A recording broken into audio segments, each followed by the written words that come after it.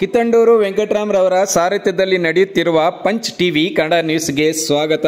ನಾಡಪ್ರಭು ಕೆಂಪೇಗೌಡರ ಜಯಂತಿಯನ್ನು ಇದೇ ಮೊದಲ ಬಾರಿಗೆ ಕೋಲಾರ ತಾಲೂಕಿನ ಜನಘಟ್ಟ ಗ್ರಾಮದಲ್ಲಿ ಎಲ್ಲಾ ಸಮುದಾಯದವರು ಸೌಹಾರ್ದಯುತವಾಗಿ ಒಗ್ಗಟ್ಟಾಗಿ ಸಡಗರ ಸಂಭ್ರಮದಿಂದ ಆಚರಣೆ ಮಾಡಿದರು. ಸುಂದರ ಮಂಟಪದಲ್ಲಿ ವಿದ್ಯುತ್ ದೀಪಗಳು, ಹೂವಿನ ಅಲಂಕಾರಗಳಿಂದ ಕೆಂಪೇಗೌಡರ ಪ್ರತಿಭೆಯನ್ನು ನಿರ್ಮಾಣ ಮಾಡಲಾಗಿತ್ತು. ಪಟಾಕಿ ಸಿಡಿಸಿ ಕೇಕ್ ಕತ್ತರಿಸಿ ಜಯಂತಿಯನ್ನು ಆಚರಣೆ ಮಾಡಲಾಯಿತು. ಅನ್ನದಾನ, ಡಿಜೆ ಕಾರ್ಯಕ್ರಮವನ್ನು ಸಹ ಏರ್ಪಡಿಸಲಾಗಿತ್ತು.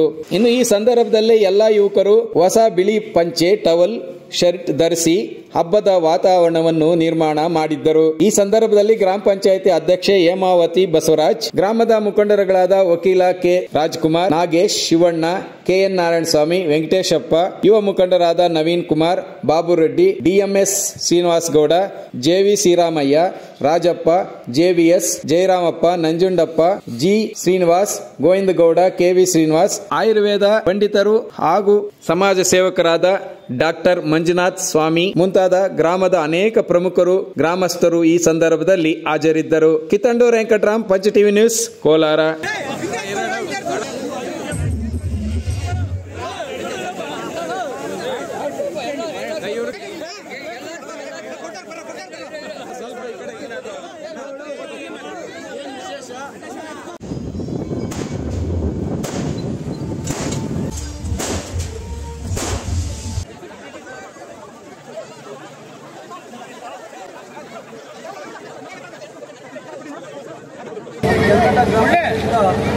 ಮೊದಲ ಬಾರಿಗೆ 516ನೇ ಕೆಂಪೇಗೌಡ ಜಯಂತಿಯನ್ನು ಆಚರಣೆ ಮಾಡ್ತಾ ಇದ್ದೀವಿ.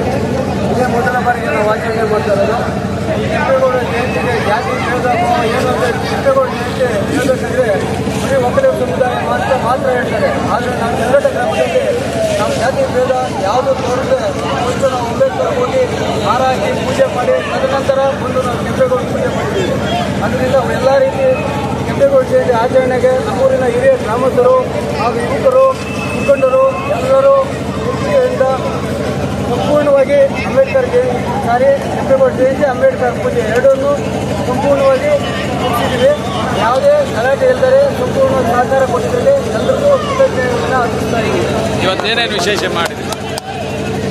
ಕೆಂಪೇಗೌಡ ಜಯಂತಿಗೆ ವಿಶೇಷವಾಗಿ ಮಂಟಪ ಹಾಕಿದ್ದೀವಿ, ಅನ್ನಸಂತರ್ಪಣೆ ಇಟ್ಟಿದ್ದೀವಿ, ಡಿಜೆ ಪ್ರೋಗ್ರಾಮ್ ಇದೆ. ಇದೇ ಮೊದಲ ಬಾರಿಗೆ ಎಲ್ಲ ಜಾತಿ ಪಂಗಡ ಯಾರ ಭೇದ ಭಾವ ಮರೆತು ಒಟ್ಟಾಗಿ ನಾವೆಲ್ಲರೂ ಸೇರಿ ಅತಿ ವಿಜೃಂಭಣೆಯಿಂದ ಮಾಡಬೇಕಂತ ತೀರ್ಮಾನ ಮಾಡಿಕೊಂಡು ಯುವಕರು, ಹಿರಿಯರು, ಮಹಿಳೆಯರು, ಮಕ್ಕಳು ಪ್ರತಿಯೊಬ್ಬರು ಕೂಡ ಒಂದು ಕುಟುಂಬದ ಕಾರ್ಯಕ್ರಮ ಅಂತೇಳಿ ಕೆಂಪೇಗೌಡ ಜಯಂತಿನ ಮಾಡ್ತಾ ಇದ್ದೀವಿ. ಮೊದಲಿಗೆ ಡಾಕ್ಟರ್ ಬಾಬಾ ಸಾಹೇಬ್ ಅಂಬೇಡ್ಕರ್ ಅವರಿಗೆ ಮಾಲಾರ್ಪಣೆ ಮಾಡಿ ಹಿರಿಯರೆಲ್ಲ ಗ್ರಾಮಸ್ಥರೆಲ್ಲ ಸೇರಿ ತದನಂತರ ಬಂದು ಕೆಂಪೇಗೌಡರಿಗೆ ಮಾಲಾರ್ಪಣೆ ಮಾಡಿ ಅವರಿಗೆ ಪೂಜೆ ಸಲ್ಲಿಸಿ ಎಲ್ಲರೂ ಕೂಡ ಗ್ರಾಮಸ್ಥರೆಲ್ಲ ಇದೆಲ್ಲ ಸೇರಿ ಅನ್ನಸಂತರ್ಪಣೆ ಮಾಡಿದ್ದೀವಿ. ಮುಂದಿನ ವರ್ಷ ಇನ್ನಷ್ಟು ವಿಜೃಂಭಣೆಯಿಂದ ನಮ್ಮ ಈ ಗ್ರಾಮದಲ್ಲಿ ನಾವು ಮಾಡ್ತೀವಿ.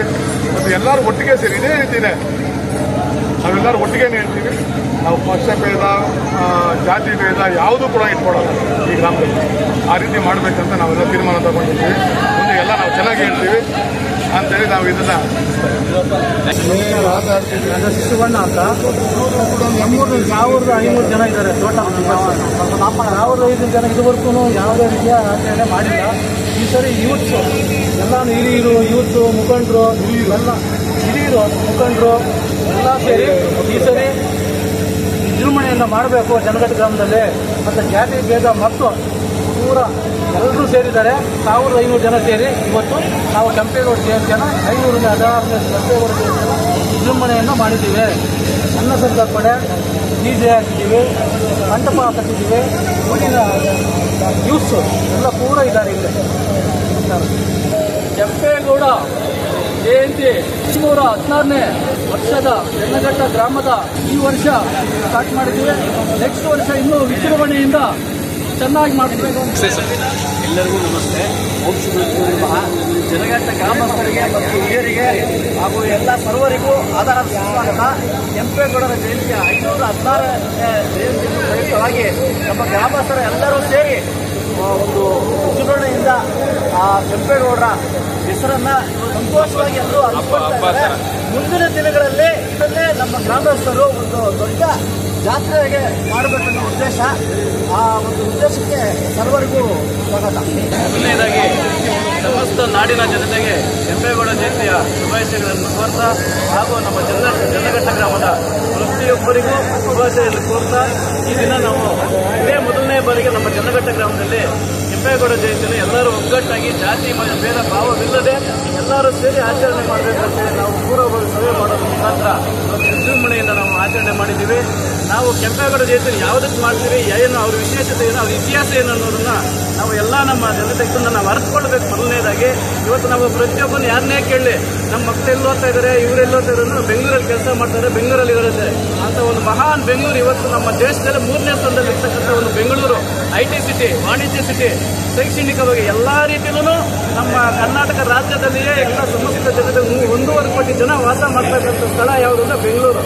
ಅಂತ ಬೆಂಗಳೂರನ್ನ ನಿರ್ಮಾಣ ಮಾಡಿರ್ತಕ್ಕಂಥ ನಮ್ಮ ಕೆಂಪೇಗೌಡ ಅವರು ಅವತ್ತು ಯಾವುದೇ ಜಾತಿ ಜನಾಂಗ ಮತ ನೋಡದೆ ಪ್ರತಿಯೊಬ್ಬ ಜನಾಂಗಕ್ಕೂ ಪ್ರತಿಯೊಬ್ಬ ಅವರ ಜನಾಂಗದ ಕಸುಬನ್ನು ಆಧಾರ ಮಾಡಿ ಎಲ್ಲರೂ ಸಮಾನತೆಯಾಗಿ ಅವರ ಪೇಟೆಗಳನ್ನು ನಿರ್ಮಾಣ ಮಾಡೋದ್ರಿಂದ ಕಾಟನ್ ಪೇಟೆ ಇರ್ಬೋದು, ಸುಲ್ತಾನ್ ಪೇಟೆ ಇರ್ಬೋದು, ಬಳೆಪೇಟೆ ಇರ್ಬೋದು, ಇದೇ ರೀತಿ ಹಲವಾರು ಪೇಟೆಗಳನ್ನು ಅವರವರ ಜನಾಂಗದ ಒಂದು ಸಮುದಾಯವನ್ನು ಗುರುತಿಸಿ ಎಲ್ಲಾ ಜನಾಂಗಕ್ಕೂ ಸಮಾನತೆಯಿಂದ ಇರಬೇಕು ಅಂತೇಳಿ ಪ್ರತಿಯೊಬ್ಬರಿಗೂ ಅವರ ಸಮಾನತೆಯಿಂದ ಎಲ್ಲರಿಗೂ ಅವರವರದೇ ಆದಂತಹ ಒಂದು ಏರಿಯಾಗಳನ್ನು ಗುರುತು ಮಾಡೋದ್ರ ಮುಖಾಂತರ ಸರ್ವ ಜನಾಂಗದ ಶಾಂತಿಯುತವಾಗಿ ಎಲ್ಲರೂ ಸರ್ವಶ್ರೇಷ್ಠ ಒಂದಾಗಿ ಒಗ್ಗಟ್ಟಾಗಿ ಬಾಳಬೇಕಂತೇಳಿ ಅದೇ ರೀತಿ ಬೆಂಗಳೂರನ್ನು ನಿರ್ಮಾಣ ಮಾಡಬೇಕು. 4 ಮಹಾದ್ವಾರಗಳನ್ನು ಮಾಡೋದ್ರ ಮುಖಾಂತರ ನಾವು ನಮ್ಮ ಮನೆ ನಮ್ಮ ಮಕ್ಕಳು ಯಾವ ರೀತಿ ನಾವು ಉದ್ಧಾರ ಮಾಡ್ಕೋಬೇಕನ್ನೋದ್ರ ಬಗ್ಗೆ ಯೋಚನೆ ಮಾಡ್ತೀವಿ.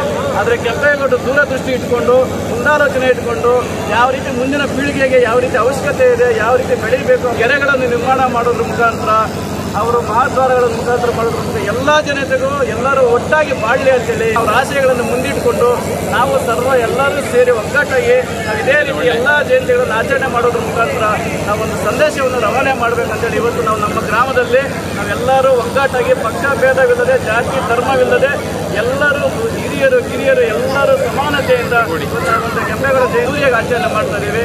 ಸಮಸ್ತ ಜನತೆಗೆ ಕೆಂಪೇಗೌಡ ನಾಡಿನ ಜನತೆಯ ಪರವಾಗಿ ಜಯಂತಿಯ ಶುಭಾಶಯಗಳನ್ನು ಹೇಳಲಿಕ್ಕೆ ನಾನು ಈ ಸಮಯದಲ್ಲಿ